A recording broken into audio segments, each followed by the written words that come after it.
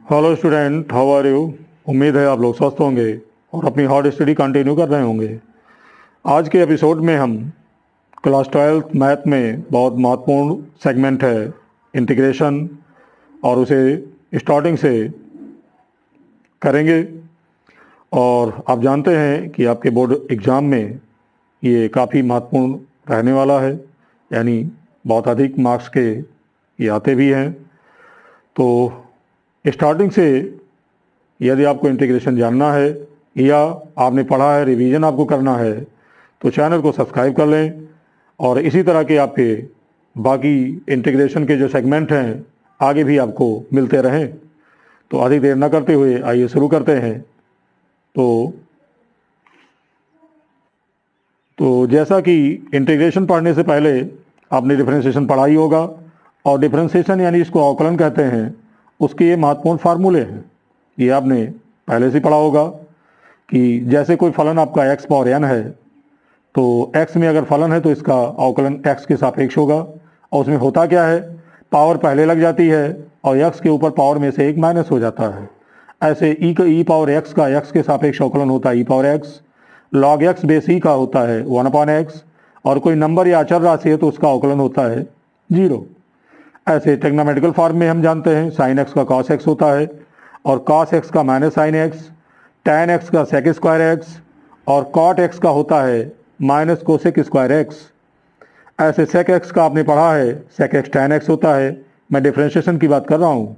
ऐसे cosec x का होता है minus cosec x cot x, और a पावर x का अगर हम डिफ्रेंशिएशन करें तो ये होता है a power x log a base e। ऐसे इनवर्स फंक्शन में कुछ का देख लेते हैं, तो ये होता है आपका साइन इनवर्स x का होता है 1/√1 माइनस एक्स स्क्वायर, और कॉस इनवर्स x की बात करें तो माइनस होता है 1/√1 माइनस एक्स स्क्वायर, यानी माइनस का डिफरेंस होता है। तो ये आपने पढ़ा ही होगा।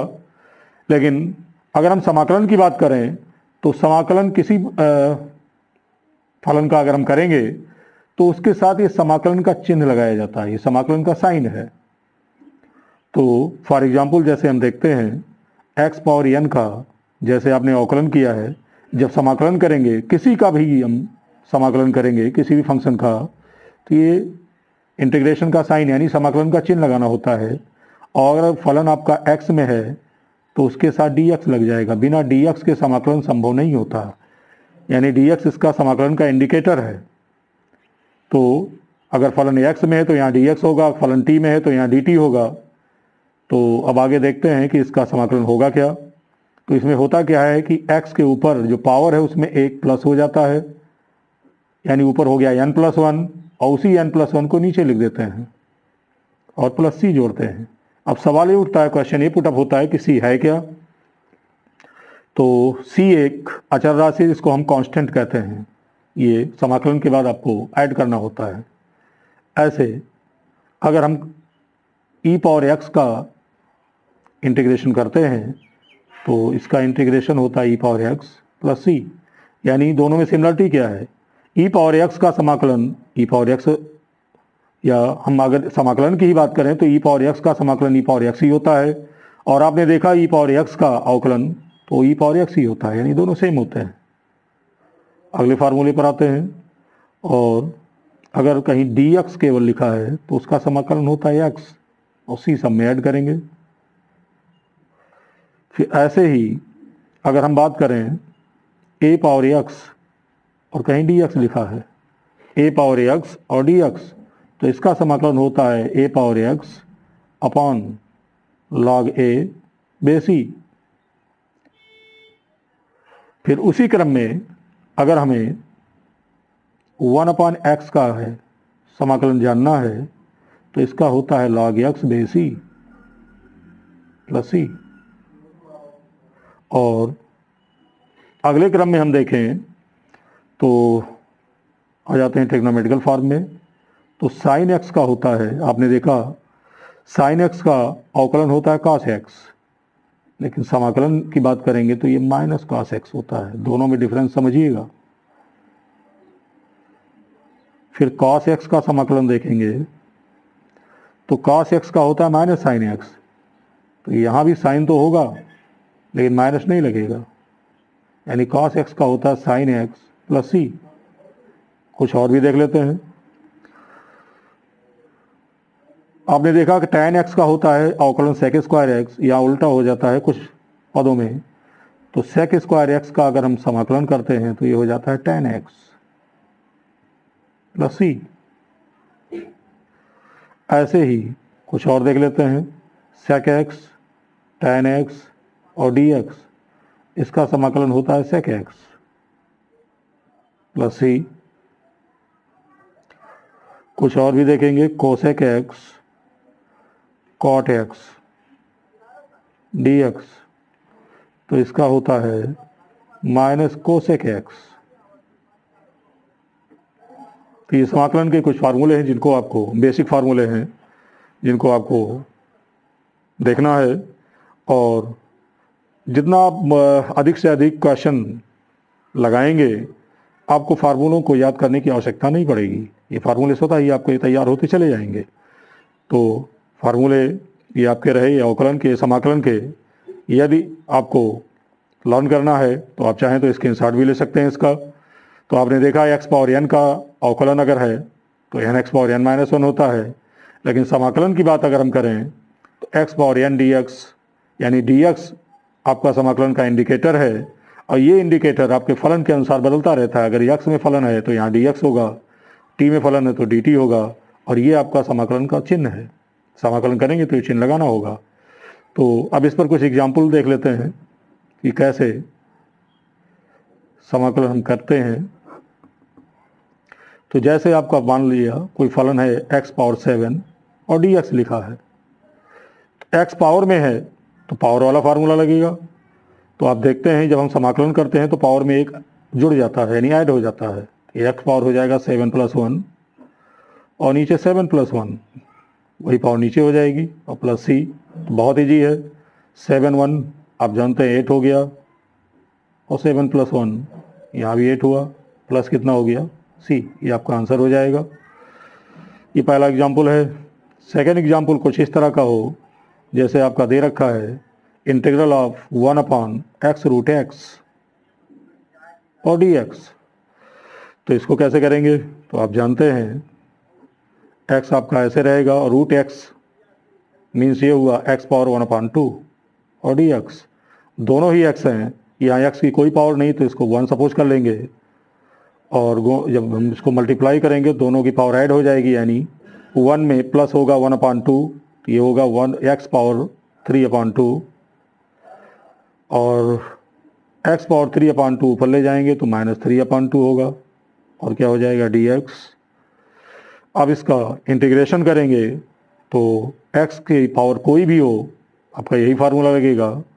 तो क्या हो जाएगा minus 3 upon 2 plus 1 upon minus 3 upon 2 plus 1, और सी तो लास्ट में ऐड होगा ही। फिर इक्वल हो जाएगा, ये कितना हो जाएगा 2 1 जा 2, 2 माइनस 3 माइनस 1 हुआ, यानी 2 1 कम 2 में से 3 गया, तो एक्स पावर आपका माइनस 1 बटा 2, और नीचे भी माइनस 1 अपॉन 2 होगा प्लस सी होगा। तो आप देख रहे हैं ये 2 ऊपर चला जाएगा, माइनस 2 हो जाएगा, और x power minus 1 upon 2 plus c आपका ये होगा। तो ये मैंने इंटीग्रेशन आपको बेसिक लेवल से समझा दिया है, और इसी क्रम में आगे भी हम क्वेश्चन करेंगे। उसी क्रम में तीसरा क्वेश्चन देखते हैं। अगर कोई क्वेश्चन आपका दिया 1 अपॉन ई पावर माइनस एक्स, तो घबराइए नहीं। आप जानते हैं कि कोई भी पावर है नीचे से ऊपर जाती है, यानी ई पावर माइनस एक्स ऊपर जाएगा तो इसकी पावर में माइनस का मल्टीप्लाई होगा। तो माइनस पहले से ही है, माइनस आपका हो गया प्लस, यानी ऊपर जाने पर ये होगा ई पावर एक्स प्लस एक्स और डी एक्स। और आपने देखा कि ई पावर एक्स का इंटीग्रेशन ई पावर एक्स ही होता है प्लस सी। तो आपने देखा कि इंटीग्रेशन बहुत ईजी है अगर आप थोड़ा फार्मूले का ध्यान रखते हैं। अगले क्वेश्चन की बात आती है तो कुछ और टाइप के देख लेते हैं। जैसे आपका दिया है 1 अपॉन कोसेक एक्स और डी एक्स, तो 1 अपॉन कोसेक थीटा आप जानते हैं साइन थीटा होता है, यानी साइन एक्स हो जाएगा, और साइन एक्स का फार्मूला मैंने बताया ये होता है आपका माइनस कॉस एक्स प्लस सी हो गया। उसी क्रम में कुछ और क्वेश्चन देखेंगे, कुछ हम इन्वर्स में देख लेते हैं। जैसे आपका दिया है इंटीग्रल ऑफ, दे रखा है under root 1 minus X square और डी एक्स।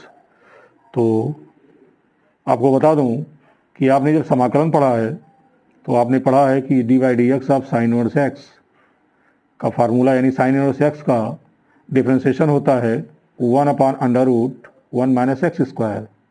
लेकिन अगर इंटीग्रेशन हम करेंगे तो उल्टा होगा, ये हो जाएगा 1 upon under root 1 minus X square और डी एक्स का इंटीग्रेशन हो जाएगा आपका sine inverse X plus C, यानी इसका डिफ्रेंसिएशन ये होगा और इसका इंटीग्रेशन ये होगा, यानी साइन इनवर्स एक्स। तो यहाँ पर आपका हो गया साइन इनवर्स एक्स प्लस क्या सी। कुछ और हम क्वेश्चन देखते हैं। जैसे अगर आपका दिया है integral of under root 1 minus cos square X, तो इसके लिए आपको ट्रिग्नोमेट्रिकल फार्मूला भी जो पिछली कक्षाओं में आपने पढ़ा है वो आपको पता होना चाहिए। आप जानते हैं 1 माइनस कॉस स्क्वायर थीटा होता है साइन स्क्वायर थीटा, यानी साइन स्क्वायर एक्स और डी एक्स। और कोई भी स्क्वायर वाला नंबर जब रूट से बाहर निकाला जाता है तो स्क्वायर उसका ख़त्म हो जाता है, यानी हो गया साइन एक्स डी एक्स। तो जब साइन एक्स डी एक्स हो गया तो आपके सामने अभी बताया गया कितना होता है, इसका इंटीग्रेशन होता है माइनस कॉस एक्स प्लस सी। तो ये कुछ क्वेश्चंस हैं जिनको आपको ध्यान में रखना है। आगे भी आपको अन्य फंक्शंस पर कुछ बड़े क्वेश्चन भी प्रोवाइड करवाए जाएंगे।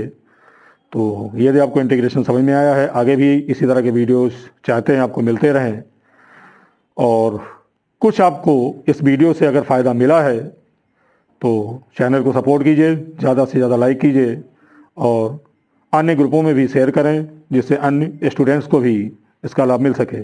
थैंक्स।